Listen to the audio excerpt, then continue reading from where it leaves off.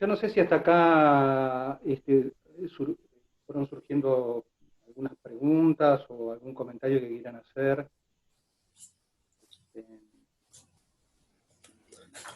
eh, de lo que fui, bueno, comentando al principio.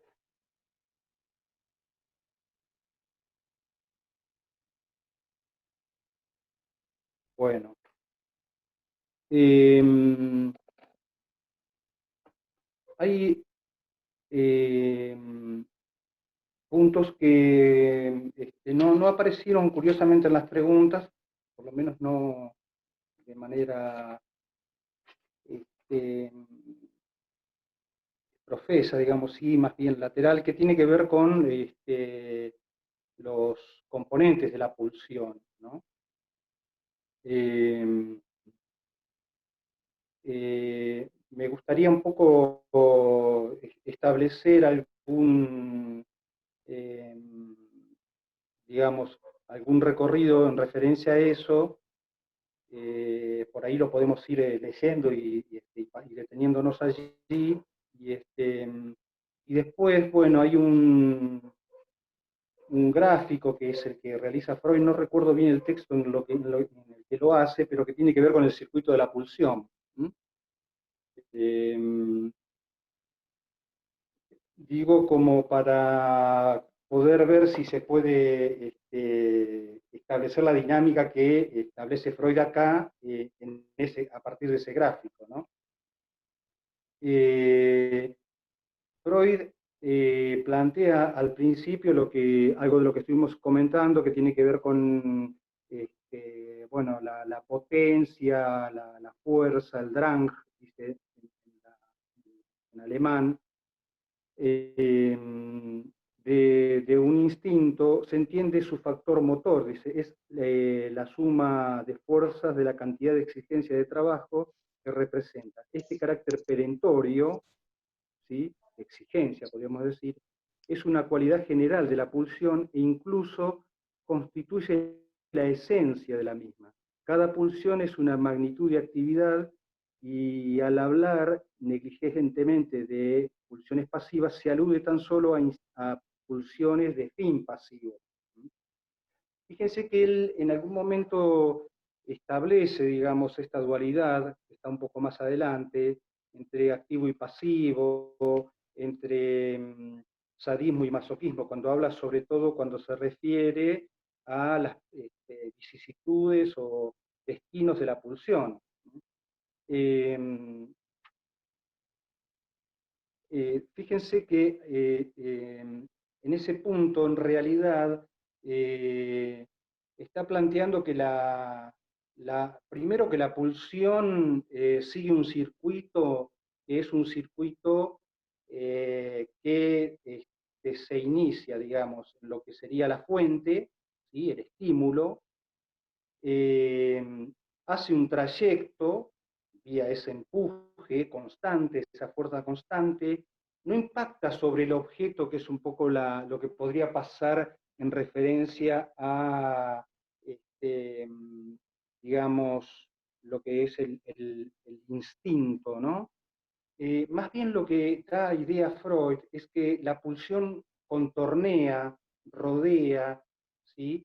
El objeto. Si pensamos, por ejemplo, en la oralidad, no se trata tanto de la boca en sí misma, ¿sí? Sino todo la zona erógena o el placer que produce todo lo que son los bordes, ¿no? Los bordes de los labios, los dientes, etcétera. Digamos, Freud dice que en realidad, digamos, la, la pulsión intenta satisfacerse en la representación, pero en lo que marca como, por ejemplo, podríamos decir, algún objeto que sea deseable, ¿no?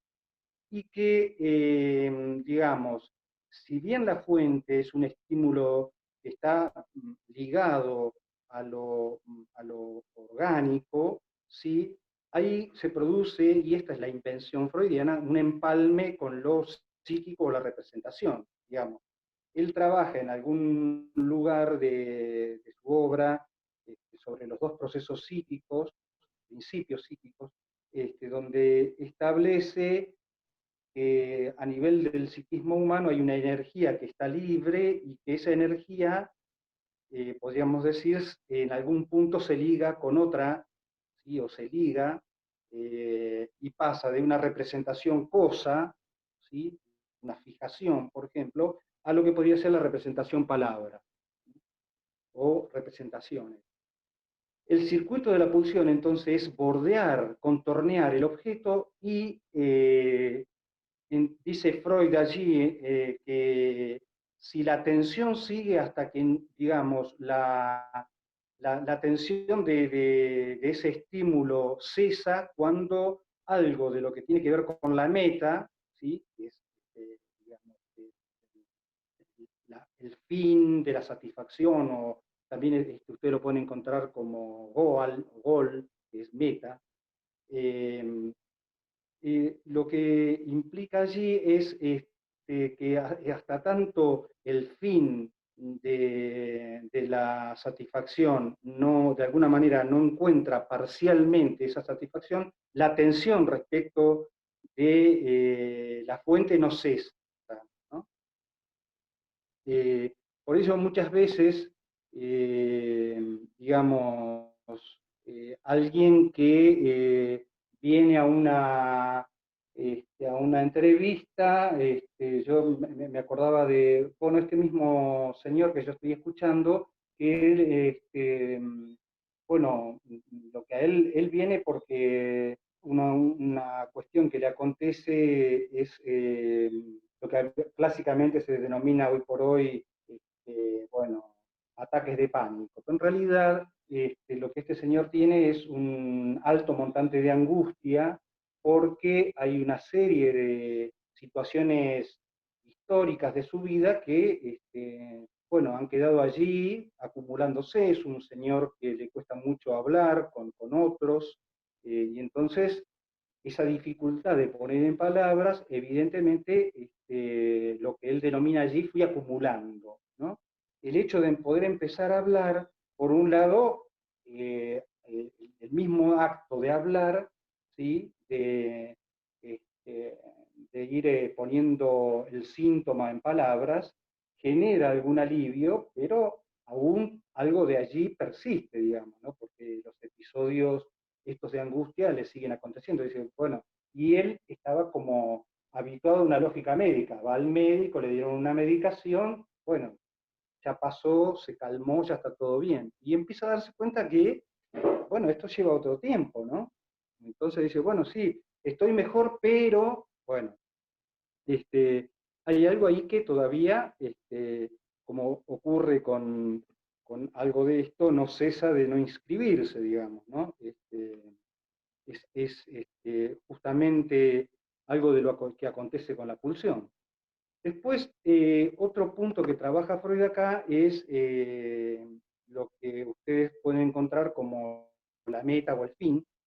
Dice, es una pulsión, perdón, el fin de una pulsión es siempre la satisfacción, que solo puede ser alcanzada por la supresión del estado de estimulación de la fuente de la pulsión, ¿sí? Es decir, que cuando esto que decía hace un instante, ¿no? Cuando la meta, digamos, encuentra un modo de satisfacción, cesa la perentoriedad, podríamos decir, de la fuente. Eh, Después más adelante dice, pero aun cuando el fin último de la pulsión es invariable, puede haber diversos caminos que conduzcan a él. De manera que para cada pulsión puede existir diferentes fines próximos susceptibles de ser combinados o sustituidos por otros. La experiencia nos permite hablar también de pulsiones coartados en sus fines, esto es, de procesos a los que se permite avanzar cierto espacio hacia la satisfacción de la pulsión, pero que experimentan luego una inhibición o una desviación. Bueno, esto ustedes ya lo vieron en, digamos, las vicisitudes de la pulsión o los destinos, donde, digamos, algo puede ser, como en el caso de la sublimación, coartado en su fin, pero que, digamos, aún así, aún en la sublimación que no pasa por el territorio de la represión, sino que encuentra otro modo de satisfacción, digamos, tan abarcativo como si la meta hubiera sido de una vuelta respecto de la pulsión, o de ese giro pulsional, donde, bueno, hubiera tenido acceso directo al objeto. Por ejemplo, digo, algo que ya está, que, por ejemplo, ustedes pueden encontrar en el texto de Lacan, a ver, capítulos, ya les digo, si ustedes lo buscan por internet tiene que estar, en el capítulo 13 y 14 de Lacan, sobre todo en el 13, dice, bueno, dice Lacan, en referencia a la sublimación. Yo, por ejemplo, dice, les estoy hablando acá, siento cierto placer en decir lo que estoy diciendo y puedo sentir la satisfacción la misma satisfacción que si estuviera copulando, digamos, ¿no? Bueno, digamos, lo que está tratando de establecer allí es que por allí la pulsión está coartada en su fin o inhibida en su fin, pero que aún así encuentra la manera de satisfacer. También es cierto que respecto de los fines, como ustedes pueden ver allí, hay diversos fines, no necesariamente el fin tiene que ser, digamos, la meta directa, digamos, ¿no? Sino puede ser algo a nivel de lo que puede ser la fantasía, lo que puede ser, bueno, les decía recién, la sublimación, en fin, digamos, instancias que no necesariamente cumplan ese circuito donde tiene que haber un objeto, ¿sí? Puede haber una representación. No sé qué pensás, Erika. Estaba pensando justo en relación a la pulsión oral o al hambre, por ejemplo, que no sé si podemos considerarlo, claro. Pero digo, uno puede, en esto de que hay muchos modos de satisfacción, sí, unos más directos como comer a morir, por ejemplo, o sí, otros un poquito más, circuitos más largos como, no sé, fantasear con alguna comida en particular, hacer las compras, cocinar, etc. O cocinar y directamente no comer. A mí me pasa habitualmente que sí, si cocino mucho... Cocinas para otros. No tengo hambre. Claro, entonces, sí, la pulsión parece que puede saciarse de otros modos, ¿no? Produciendo una satisfacción más o menos similar, ¿o no? ¿Y hay algo de esto, no te parece o no le parece con Gabriel, digamos, sobre todo porque, bueno, hemos hecho clínica, digamos, pero no hay algo de esto que tiene que ver con desmontar determinadas satisfacciones que en realidad, vos bien lo decías recién, la satisfacción de la pulsión puede ser la muerte, ¿no? Comer a morir, correr en un vehículo digo, alguien puede decir, bueno, me gusta la velocidad, pero es correr a morir, por ahí yo me acuerdo de un paciente que tenía una moto que llegaba al Cóndor, no sé, cada vez menos minutos eran, ¿no? Donde me parece que justamente esto de poder establecer que el circuito pase por otro lado, como bien lo decías vos, por ejemplo, ir a hacer las compras.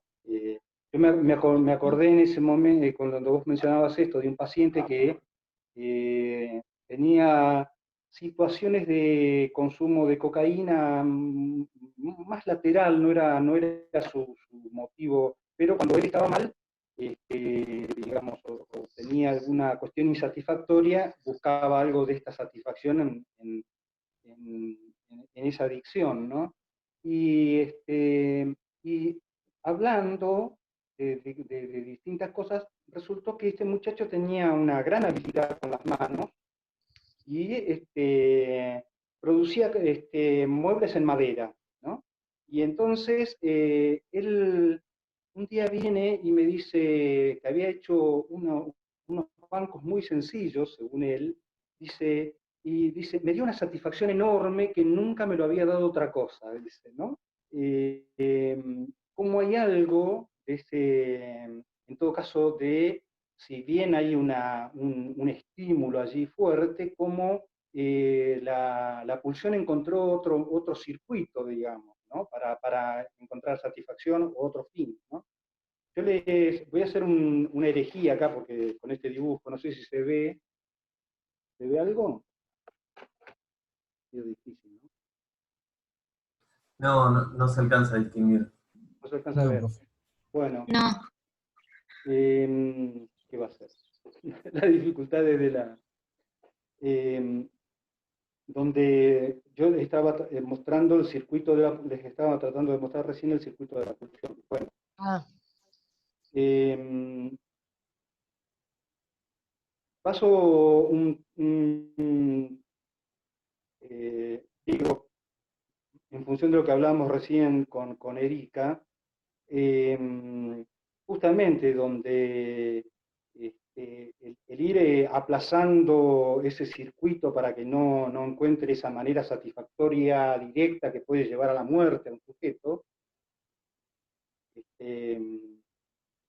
como la importancia de aplazar, digamos, de ir, y esto es en realidad, son intervenciones que el analista puede hacer, pero que en realidad hay algo de ese campo que es el campo del analizante, digamos, ¿no?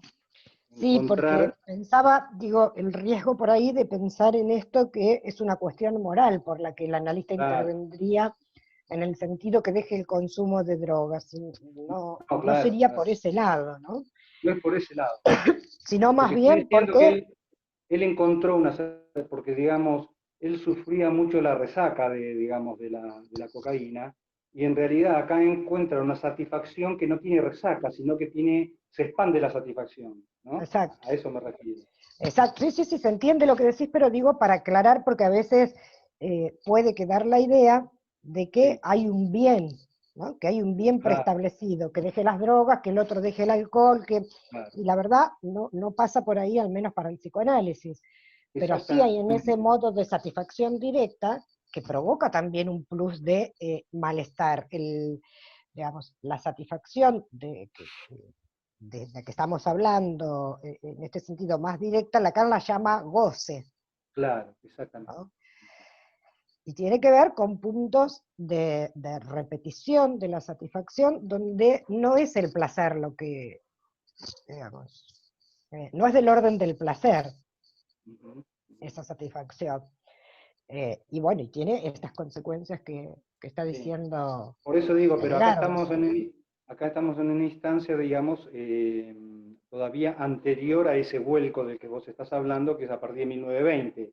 Sí. Más allá del principio, pero digo, está bueno igual, porque incluso Freud, digamos, las hipótesis que él establece acá, y las dice claramente, hay momentos donde dice, bueno, yo establezco estas hipótesis, pero pueden ser que las mismas caigan, ¿no?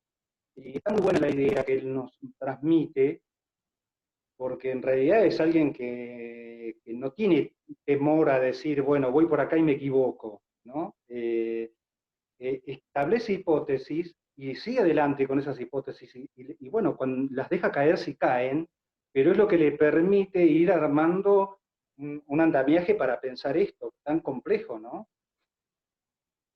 Otro elemento de la pulsión que él establece acá es el objeto.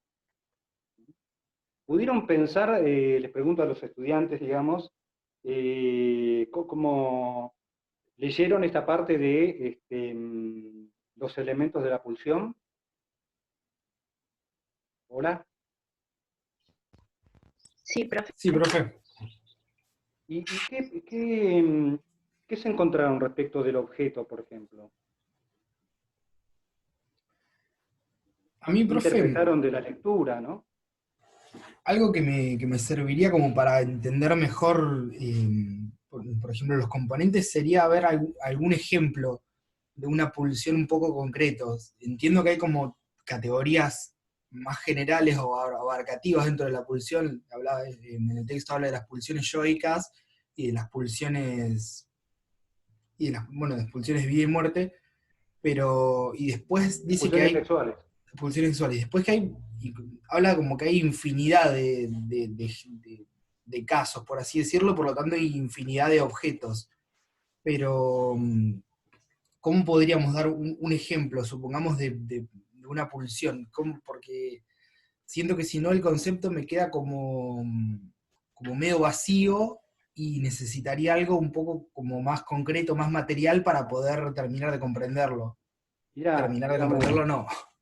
claro, yo no sé si vos estabas al principio, porque no te alcancé a ver, pero hay algo de lo que, digamos, digo, yo hacía alusión a un psicoanalista que ha escrito sobre pulsión que se llama Daniel Paola, entre otros, muchos otros, ¿no? Que hay algo de la pulsión que es un poco errática, digamos, ¿no? Quiero decir, en el sentido de estar hablando de algo que tiende a escaparse, digamos, justamente porque es una convención, digamos, ¿no? La convención está dada por partir de la idea de que la pulsión es un nudo entre lo psíquico y lo somático, ¿no? Pero si vos lo pensás respecto del objeto, fíjate que Freud dice que el objeto es lo más variable, digamos, ¿sí? Lacan incluso dice que es lo que menos significación tendría que tener, digamos, ¿no? Porque el objeto va variando. Si uno piensa, incluso, no sé, recién Erika traía, para no entrar en otra, traía la cuestión de los nutrientes y de la comida, y a lo largo del tiempo puede haber alguna comida que te guste más que otras, pero seguramente que la papilla que comías cuando eras un bebé, eh, digamos, ya no está más en el umbral, digamos, ahí hay algo donde, por ejemplo, la pulsión respecto de la oralidad va cambiando, ¿sí? Va cambiando en función de toda una serie de nuevas ofertas y nuevas demandas, digamos, ¿no? Yo pensaba incluso, bueno, vos sos muy joven, pero la generación nuestra, de la mía, la televisión tenía un efecto muy relativo. Hoy lo está teniendo por desgaste, pero por exceso. Pero en aquella época había poca televisión, digamos, la época que... Entonces, desde el punto de vista, me parece que se va a cortar, ¿eh? ¿Se corta? No, lo que decía el aviso es que tiene tiempo ilimitado la reunión. Ah, Me pareció bueno, leer eso, no sé si... yo pensaba esto, ¿no? Decía Sí, eso, sí. decía eso. Pensaba que en aquella época, digamos, el atractivo era muy poco, digamos, si lo pensamos, lo que puede ser la televisión, porque eran blanco y negro, había muy pocos canales y se veía de un determinado horario, ¿no? Qué sé yo, era a partir de las 7 de la tarde y a las 11 se terminaba. Entonces, la televisión no era un objeto, un artefacto muy importante, ¿no? Desde el punto de vista incluso de la pulsión escópica, digamos. Hoy tenemos la posibilidad de tener Smart que se puede ver, por ejemplo, con calidad 4K, que no sé muy bien qué es, pero que lo que están diciendo es que lo que uno ve ahí, tal vez en lo cotidiano, sobre todo yo que tengo presbicia, no lo vería. Digamos, hay algo que muestra, digamos, hoy por hoy la tecnología, más allá del ojo humano.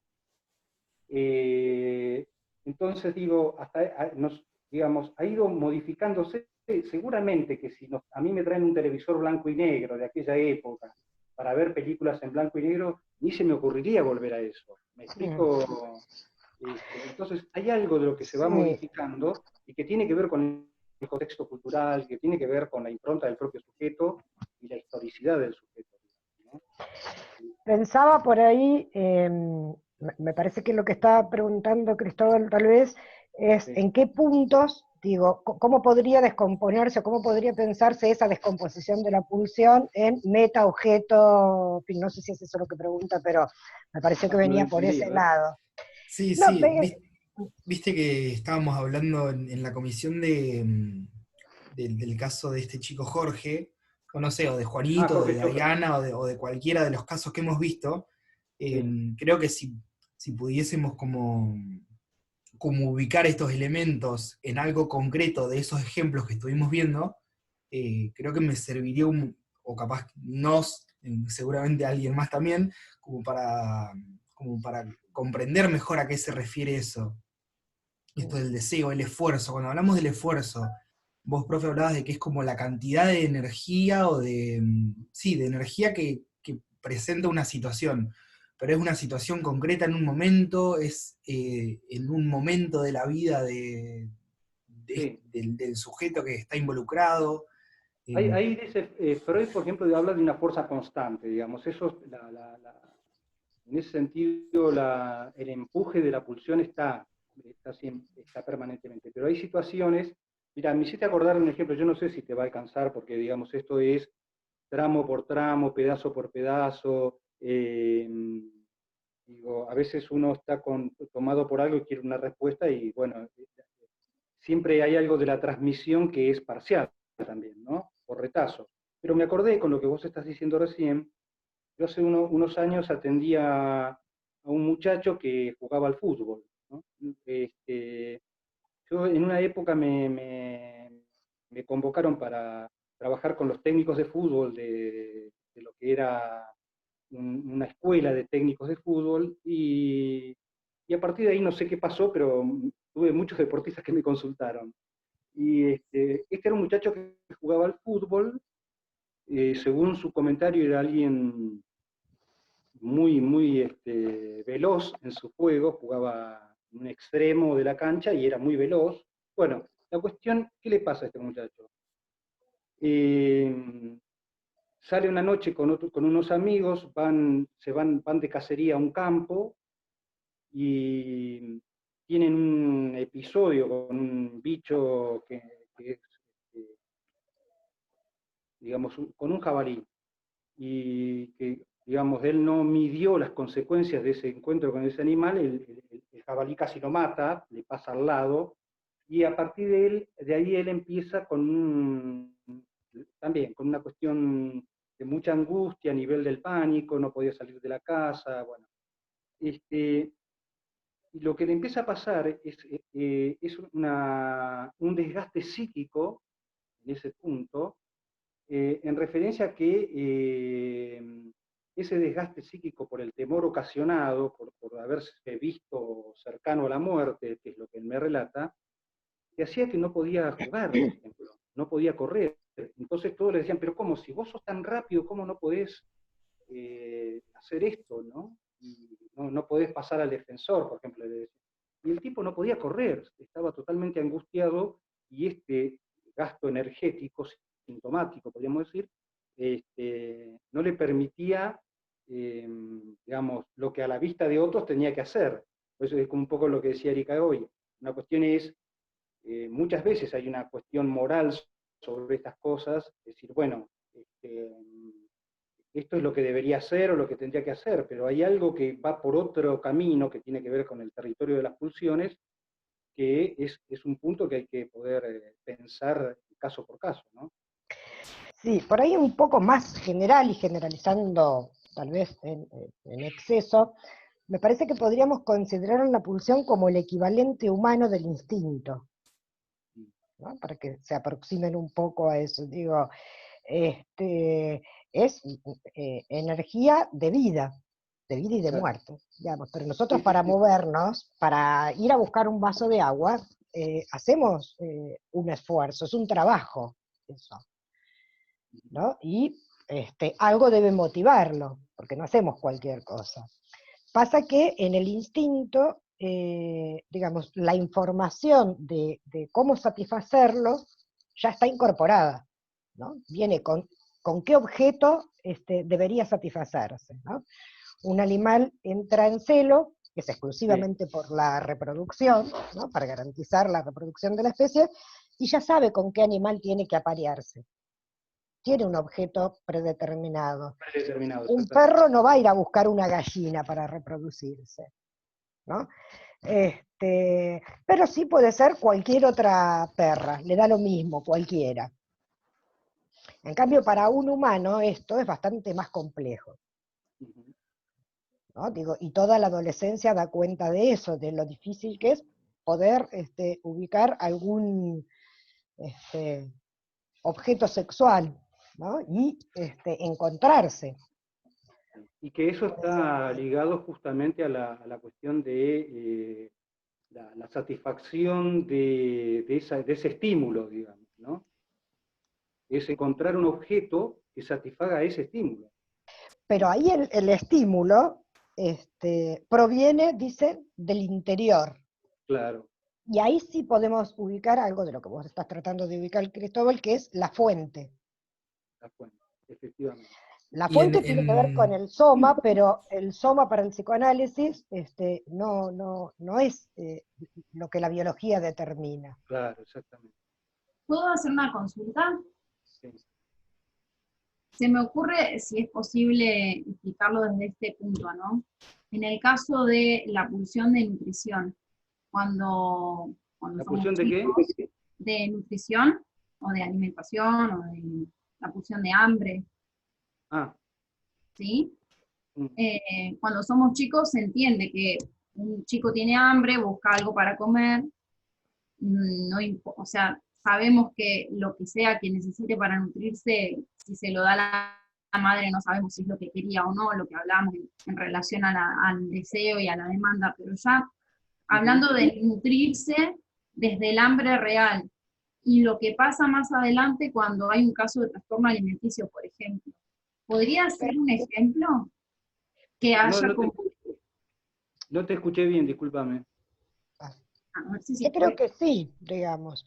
como que hubiera un desfasaje en el objeto, en la meta, o, no en el esfuerzo, porque si la persona tiene hambre, en el caso de buscar un objeto para alimentarse, que sea tangible y satisfacer ese hambre, es una cosa. Ahora, ¿qué pasa cuando en una cierta situación o momento, etapa de la vida, ya ese impulso, o esa pulsión, perdón, de nutrición, se desvirtúa y termina transformándose en lo opuesto, ¿no? Siente hambre pero lo retiene.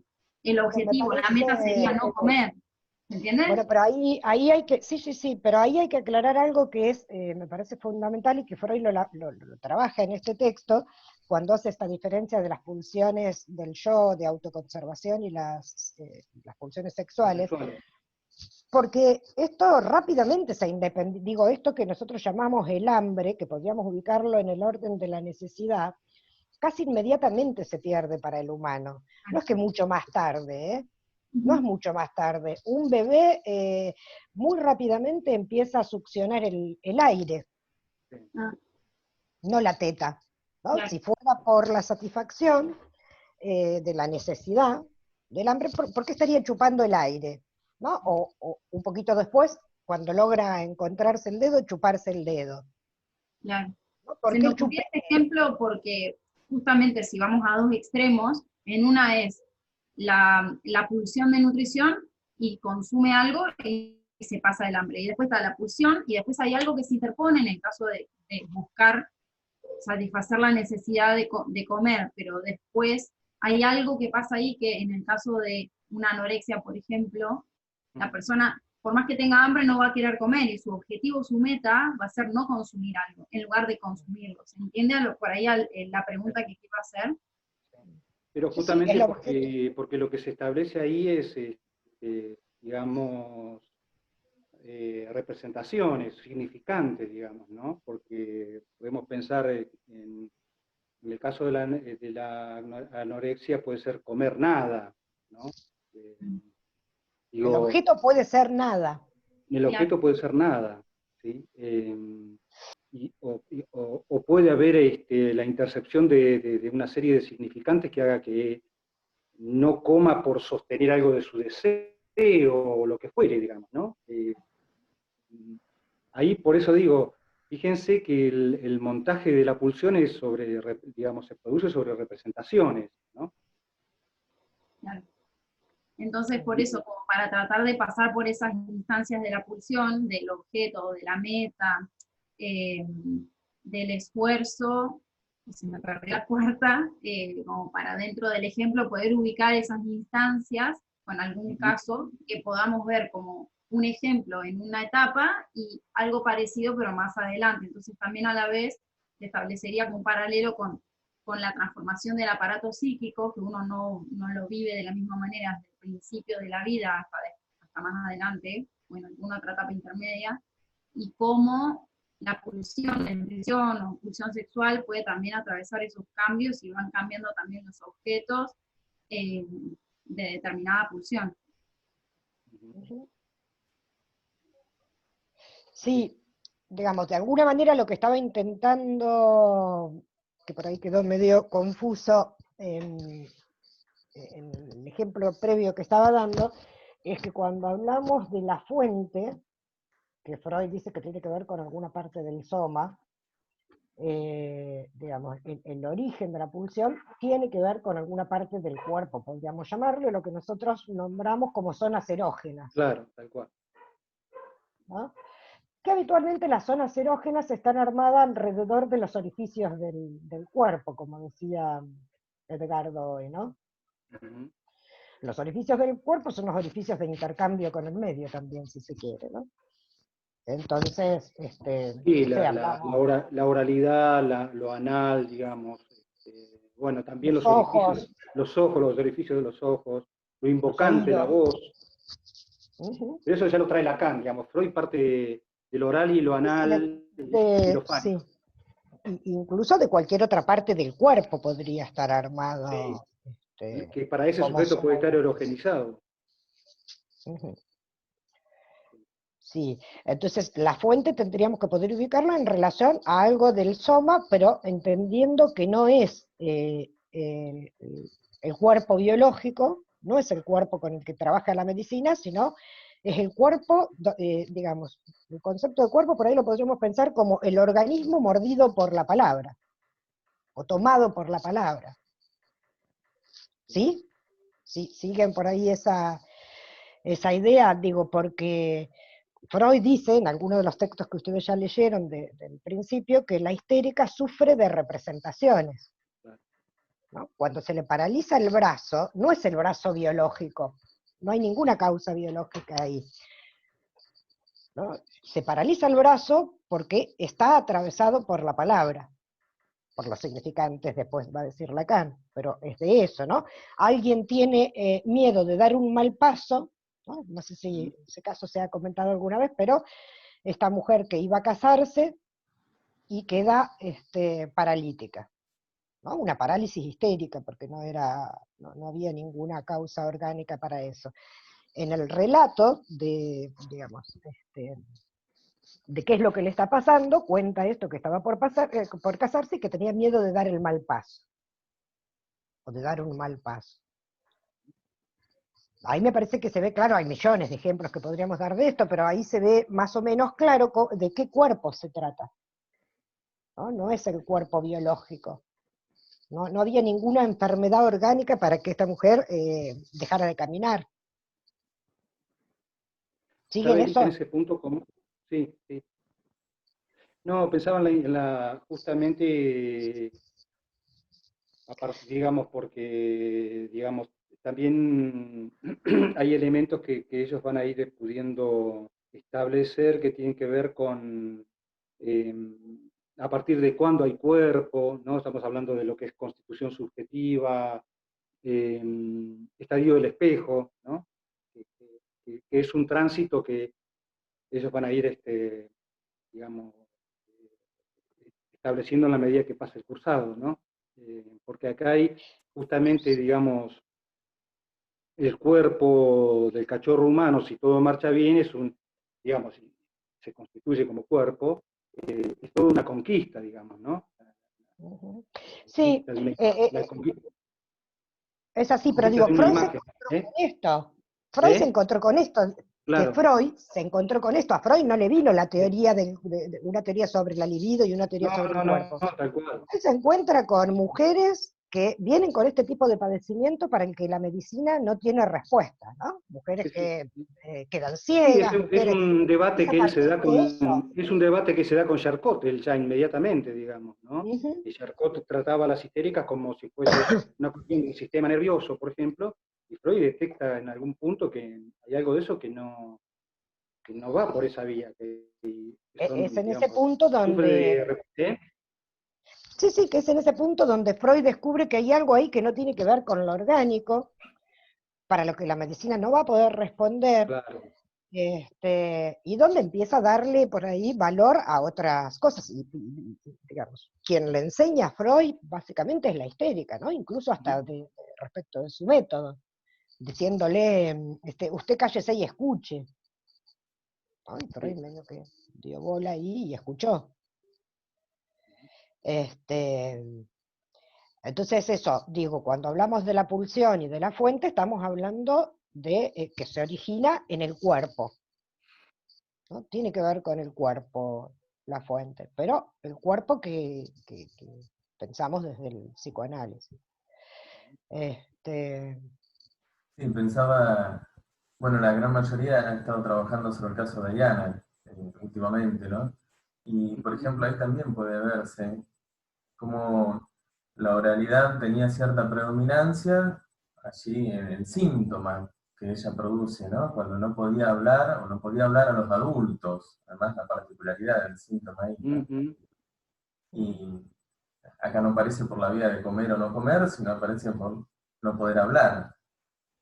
Y después en los juegos, como va apareciendo también una interpretación que el analista va haciendo respecto de la suciedad y de otros elementos que van apareciendo en el juego, lo va interpretando el analista por el lado de la pulsión anal, digamos, ¿no? Entonces, cómo va tratando de identificar en un caso cómo se va presentando la pulsión anal, la pulsión oral, en los diferentes momentos, digamos, ¿no? Sí, está piola lo que trajiste, Gabriel, porque recuerdo que ella, en un principio, digamos, cuando más bien se parecía a una inhibición lo de Diana, ¿no? Cuando la analista le planteaba algo, ella decía, y bueno, y no le digas, y no le hables, ¿no? No recuerdo exactamente la parte donde aparece eso, pero donde justamente la cuestión está ahí en mantener ese bloque de la inhibición, digamos, ¿no? Es la analista la que le va proponiendo y va abriendo.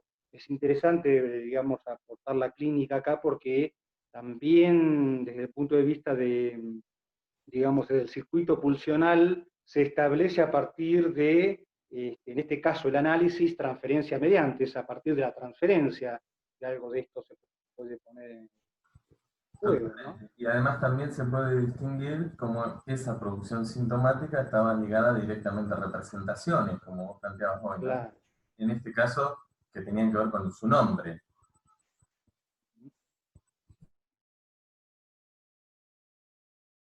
Cristóbal, no sé si vos te quedaste pensando en algo más, ahí digo, porque vos te habías traído alguna pregunta al respecto.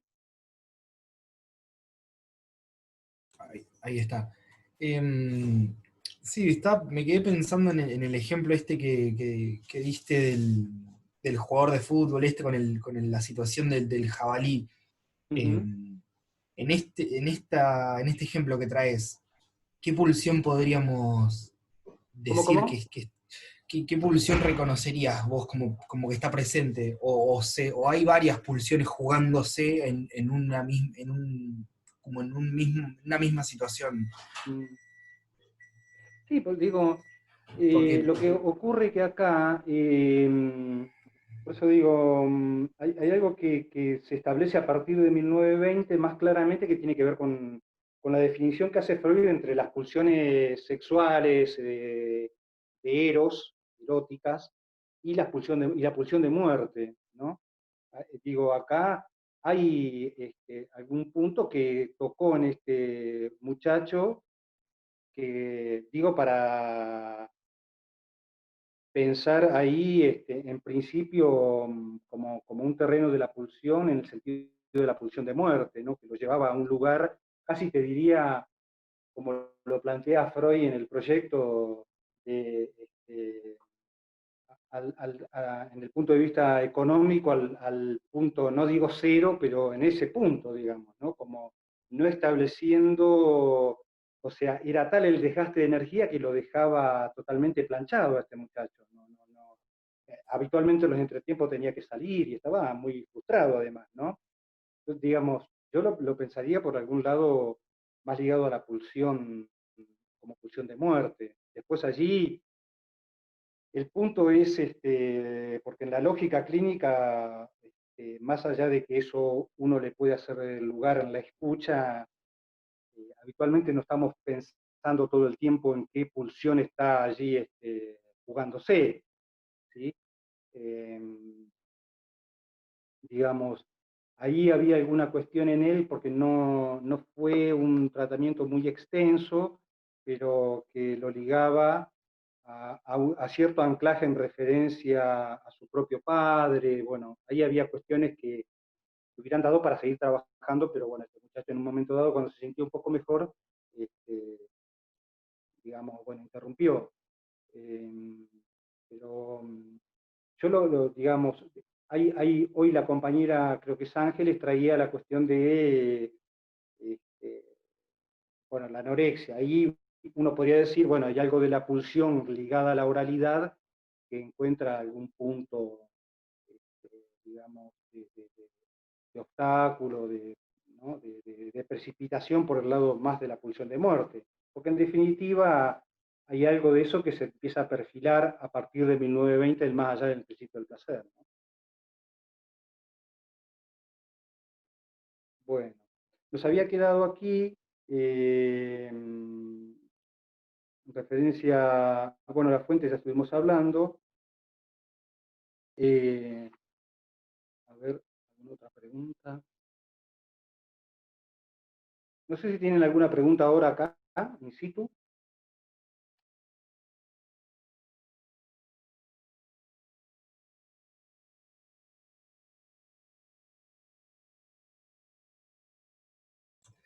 No sé si está, debe estar porque, bueno, la mandamos a la pregunta, pero con una compañera y un compañero nos surgió la duda de cuál es la relación que hay entre, a nosotros nos surgió como una especie de vinculación entre pulsión y síntoma.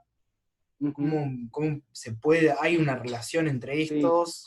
¿Cómo podemos articular eso? Y está bien, pero digo, a ver si podemos arrimar un poco. ¿Qué cosas pensaron con, bueno, no sé si está ahí presente gente de tu grupo aquí, que nos armaron la pregunta, digo, ¿qué, qué pensaron? ¿Cuál es la conexión posible que ustedes encuentran entre la pulsión y el síntoma, digamos, ¿no?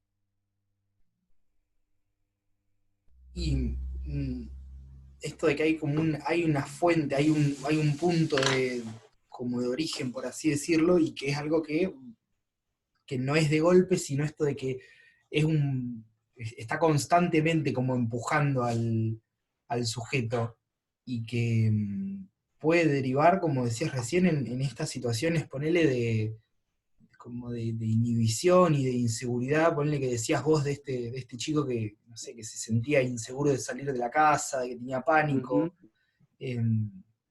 Nos venía por este lado, no era algo demasiado concreto, sino que lo pensábamos Bueno, por ahí, que había vos como algo trajiste un elemento ahí, sí. que había algo que actuaba en el sujeto que afectaba la realidad concreta del sujeto, de lo que hace, de cómo se siente, de cómo actúa. Y nos pareció eso, que en el síntoma vemos esto, una modificación, si se quiere, de la normalidad de la persona, y la pulsión creo que, como decimos, también tiene cierta injerencia en lo que hace alguien, en cómo actúa o en las acciones que lleva a cabo. Bueno, vos trajiste primero una aclaración, digo, porque a veces se instalan estas cosas, el psicoanálisis no habla de normalidad, en todo caso, piensa en el caso por caso, valga la redundancia, y no establece puntos de lo que es normal y lo que es anormal, ¿no?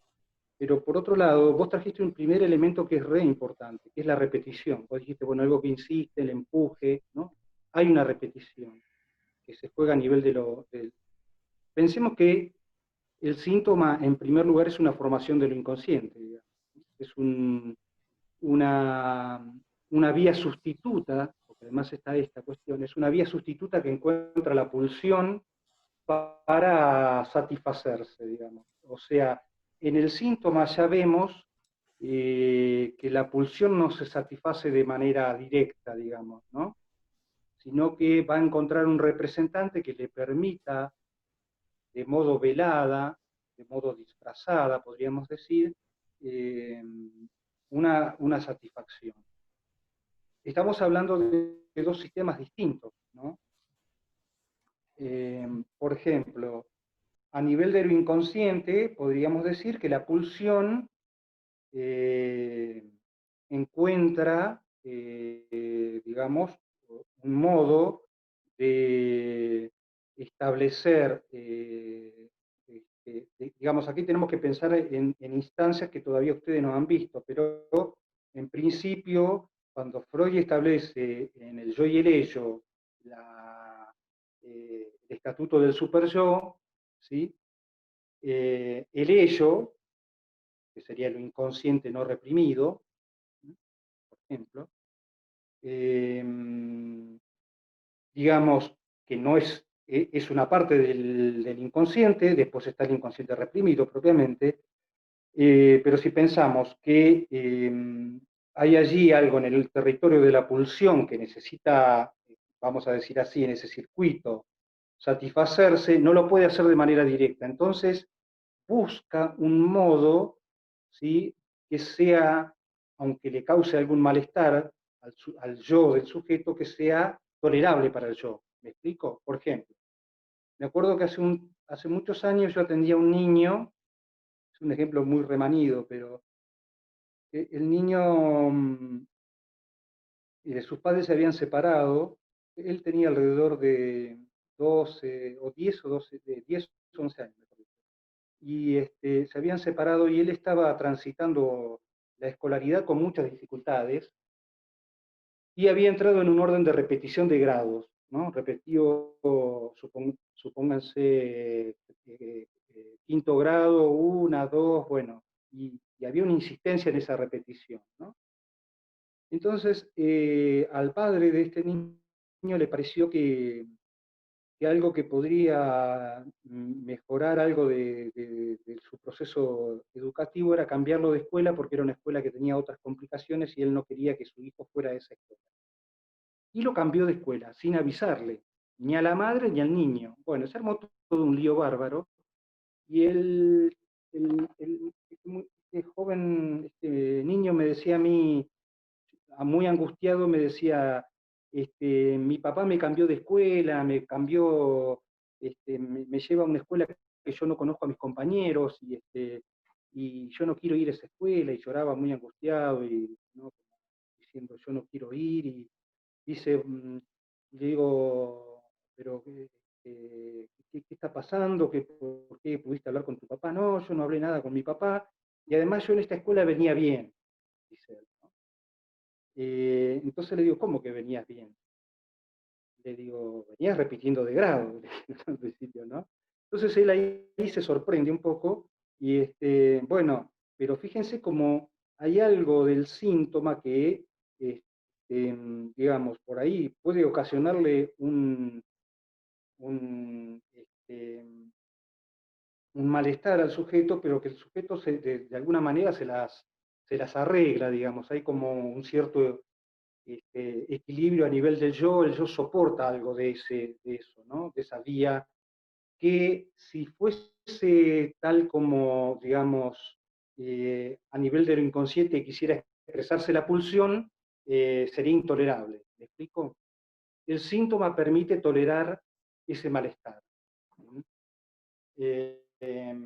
Entonces la pulsión aparece a nivel del síntoma de manera velada, disfrazada, digo esto lo mismo, ustedes recuerdan porque estuvieron leyendo la interpretación de los sueños, ¿no es cierto? Capítulos 6 y 7, ¿no? Y ahí habla de la representatividad de los sueños. Entonces, hay algo que también acontece en los sueños entre el contenido manifiesto y el contenido latente, donde el contenido manifiesto es un arreglo que hace, digamos, el preconsciente para que recordemos un estatuto del sueño, algo, pero conforme se empieza a hacer un análisis del sueño, eso que aparece como contenido manifiesto ya no es eso, ¿sí?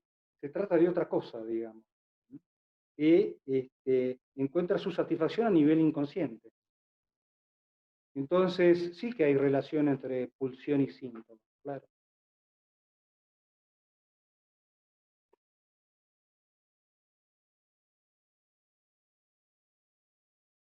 El resto, Profe, ¿quién habla? Fernando, ¿para qué activo la cámara? Ah, ¿qué tal? ¿Cómo te va? Con tu relato me surgió una duda. ¿Cómo? Las pulsiones son algo intrínseco en las personas. Siempre están constantemente empujando, actuando, directamente en todos los aspectos. Y la duda que me venía, muy general y extraña, era, ¿qué no es un síntoma? Porque lo que conocemos es la acomodación del preconsciente, pero todo eso tiene detrás todo el inconsciente, en todo se filtra, en todos hay actos fallidos. Y o sea que hay muchos síntomas, muchas manifestaciones siempre, hay algunos que son no deseados y son tratados, pero eso era la reflexión que estaba haciendo con tu relato. Como que en todo hay síntomas. ¿A vos te parece que en todo... ¿Y qué piensa el resto de esto que dice el compañero? Que en todas las vos decís que en todas las presentaciones habría algo de lo sintomático, digamos. Sí, en todo acto hay algo de lo sintomático, algo que se filtra. Que se filtre no quiere decir que haga síntoma, ¿eh? Porque puede ser que algo, por ejemplo, yo hablé de las inhibiciones que pueden ser una defensa más rudimentaria a nivel del yo, que no necesariamente es un síntoma, ¿no?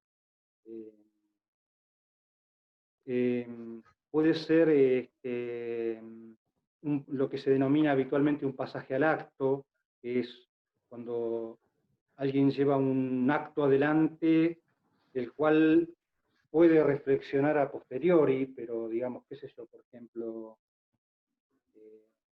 no sé, me acordaba de dos jóvenes que iban, me acuerdo del joven que yo estaba escuchando, ¿no? Iba al colegio secundario, él, y van a un partido de handball, y se sienta en la tribuna. Y entonces, un poco más abajo de la grada de la tribuna del estadio donde estaban mirando el partido, hoy estoy para los deportes, y ve a otro muchacho de su edad, alrededor de 15, 16 años, y se empiezan a mirar. Empieza en el campo de la mirada la cuestión, ¿no? Se empiezan a mirar, no conforme con eso se hacen un gesto así de ¿qué te pasa a vos? ¿No? Vamos a ponerle, ¿no? Uno le hace un brito al otro, ¿no? Y el que está arriba, era un chico que, bueno, por eso consultaba, digamos, entre otras cosas, baja introspectivamente y le pega 2 o 3 sopapos, digamos, ¿no? Bueno, yo quedo azorado con lo que me está contando, y le pregunto, ¿qué te pasó? Y él no podía dar cuenta de que, dice, no sé, impulsivamente lo miré, lo vi, y bajé y lo golpeé. No podía dar cuenta de qué le había pasado ahí, ¿no? Bueno, tenemos un pasaje al acto que podemos hacer un pasaje al acto violento. cuando empezamos a hablar un poco de ese acto, le digo, ¿qué pasa con este muchacho? ¿Por qué? Entonces dice, mira, yo lo conozco, él va a otra división, supongamos, él iba a segundo A y el otro muchacho iría a segundo B, porque más o menos así estaban divididas los cursos. ¿Y qué pasa con ese muchacho? No, dice, lo que pasa, y ahí se pone a pensar, dice, mira vos, dice, ese muchacho era alguien que se decían cosas, que él ya lo tenían cansado en su casa, porque de él decían que era vago, que no estudiaba, que era prepotente, etcétera, etcétera, lo mismo que se decía de este chico, ¿no? Digo, hay algo de lo que la imagen de este muchacho le reflejó, bueno, inconscientemente esto, ¿no? Pero ahí no hubo síntoma, esto es lo que quiero decir, ahí hay un pasaje al acto, ¿no? Como muchos otros pasajes al acto. ¿Sí? Parece el cuento de Alan Poe, William Wilson, que nosotros lo hemos trabajado a veces en psicoanálisis, incluso con esta cosa del doble y la agresividad. Claro, de la agresividad, tenés razón. Y el doble. La tensión del yo y la agresividad, ¿no? Exacto. Esto que me parece que trae Fernando, tal vez, me parece que lo que vos estás como pescando, digamos, es que hay distintos modos de manifestación de lo inconsciente. Una cosa sí me da la sensación que es lo que querés transmitir. Ahora, sí, me faltaría una definición de síntoma, lo entendía como aquello manifiesto no deseado. No, el síntoma tiene características, digamos, como una definición muy precisa en psicoanálisis, que justamente veremos un poquito más adelante, y que ese efecto, pensando en la pregunta de Cristóbal, si tiene relación o no la pulsión con el síntoma, tiene efecto con uno de los modos de defensa, digamos, o con uno de los destinos de la pulsión, claro, ¿no? Que es la represión. La represión. La represión es uno de los destinos de la pulsión. Bueno, algo de eso puede retornar a la manera del síntoma, pero también puede retornar de otras formas, no sintomáticas, ¿no? Esto que vos decís, los actos fallidos, por ejemplo, los sueños, qué sé yo, hay muchas manifestaciones, no siempre sintomáticas. O sea, no siempre con el valor del síntoma, pero hay un texto que van a trabajar seguramente después de las vacaciones, que se llama Psicopatología de la vida cotidiana, donde Freud habla de esto que vos estás diciendo, ¿no? Como hay algunos modos que pueden ser considerados más o menos molestos, o más o menos patológicos, entre comillas, de este tipo de manifestaciones no deseadas, por lo menos no deseadas por la conciencia, digo, no queridas por la conciencia, ¿no? Pero que aparecen.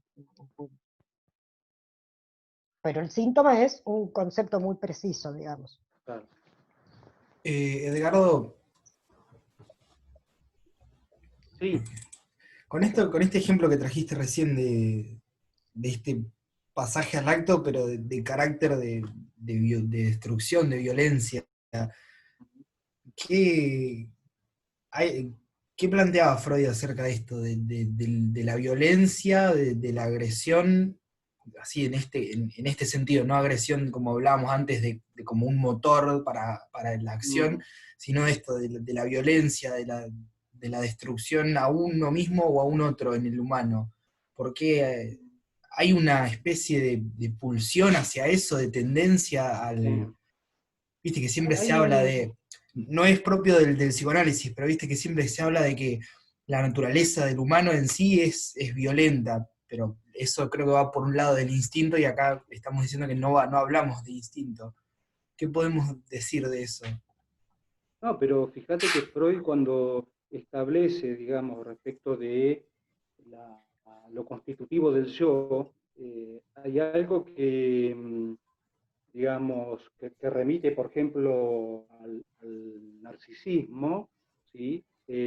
Como constitutivo del yo, que implica digamos, un cierto nivel de agresividad que tiene que ver con defender la constitución del yo. Esto qué sé yo, en cualquier disputa imaginaria, sobre todo, hay algo de, justamente de esa agresividad que tiene que ver con sostener el del yo, digamos, cierta cohesión, quise decir. ¿Sí? Sí, hay algo de eso que es, pero que está justamente, lo que pasa que, fíjense, si uno analiza fríamente, digamos, en detalle, lo que le pasa a este chico respecto de lo que ve en el otro, lo repudiado en el otro que es lo propio, ¿no? Lo que podríamos pensar es, bueno, hay algo de, que muchas veces pasa en la violencia, es ante algo que tenga que ver con la castración, puede remitir a algo violento, digamos, no soportar algo que tenga que ver con un yo trizado, digamos, porque es esto, la agresividad se produce porque la sensación es que el otro viene a trizar el yo, ¿no? Viene a atacar algo de lo más preciado de la imagen, digamos. Y ahí se puede responder violentamente. Hay que ver caso por caso, ¿no? Exacto, sí, pero hay un momento de la constitución subjetiva donde esto, sí, digamos, se arma, y es así para, no digo todos, porque no todos ingresan, digamos, a esto, pero sí para todos los que ingresan, ¿no? Que tiene que ver con ese momento de identificación o de alienación a lo que el otro dice que uno es, ¿no? Claro. Ese momento de identificación a esos significantes también es un momento de identificación a una imagen que el otro devuelve, a la imagen del espejo. Se puede responder y ese es un momento donde la agresividad se arma, por decirlo de algún modo. Para lo mejor y para lo peor, porque es necesaria la agresividad para la vida, pero también pasan otras cosas. Igual eso lo vamos a trabajar mucho más, se trabaja en profundidad un poquito más adelante, ¿no? Sí, no sé qué ibas a decir, Eliana. No, pero digo que esa agresividad que es inherente, como lo decía Cristóbal, de alguna manera, tiene que ver con poder sostener algo de esa imagen o de esa cohesión, porque si no es como que se produce otra cosa, que es como quedar sin nada, digamos. Entonces no es, digo, hay que ver caso por caso para ver qué pasa con esta cuestión de lo que es violencia y lo que no es violencia. Exacto. Porque además se mete todo en la misma bolsa, digamos. Sí. Ese momento de la constitución, digamos, donde Lacan lo va a llamar, Freud lo llama narcisismo, y Lacan va a agregar alguna otra cosa en relación, y lo llama el estadio del espejo. Si nosotros nos ponemos a pensar, en el espejo hay lugar para uno. Para uno solo, digamos, ¿no? Y pensaba en todos estos juegos que las mamás podemos hacer con los bebés cuando son bebés, como de quién, digo, porque no es el espejo literal, puede serlo también, ¿no? Pero es de quién son esos ojitos, dice la madre, ¿no? O de quién es esa, qué linda manito, de quién es esa boquita, ¿no? Y el pibe agarra y la agarra de los pelos y, digo, esa escena puede verse muy fácilmente si uno observa a una mamá y un bebé de pocos meses, 6, 7 meses o antes, qué sé yo, pero más o menos cuando está esa posibilidad de manejo del cuerpo de alguna manera. Quiero decir, que puede agarrarla de los pelos con intención. Entonces hay algo que, digo, en principio es absolutamente indispensable que pase, pero para que eso no termine en algo más asociado a la violencia, tienen que pasar otras cosas, ¿no? Si un niño queda detenido en ese punto, digamos, un humano queda detenido en ese punto, probablemente no tenga herramientas para resolver algunos conflictos de otra manera, ¿no? Que no sea este modo de quedar en espejo con el otro y matarse trompadas. Efectivamente. O alguien que sí construyó esas herramientas, cualquiera de nosotros, y hay una situación puntual que lo toca en un lugar muy oscuro y que no puede responder de otra manera en ese momento puntual.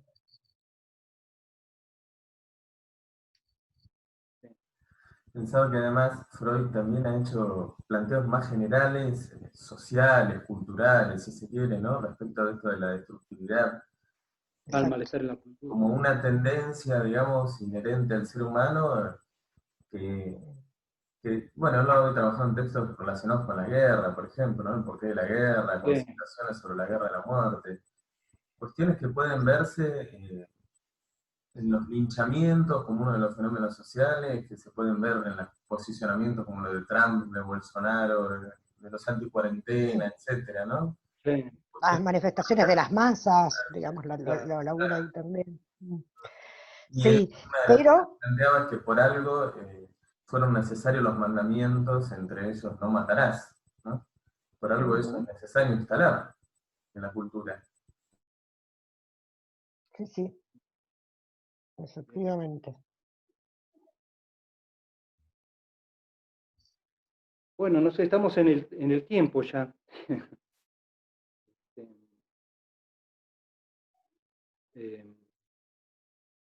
¿Les parece que dejemos por acá hoy? ¿Hay alguna consulta más?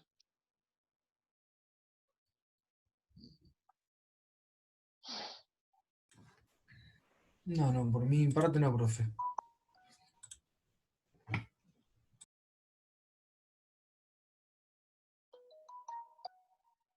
Bueno, les agradecemos las preguntas y digamos, el intercambio, los comentarios. Veremos próximamente.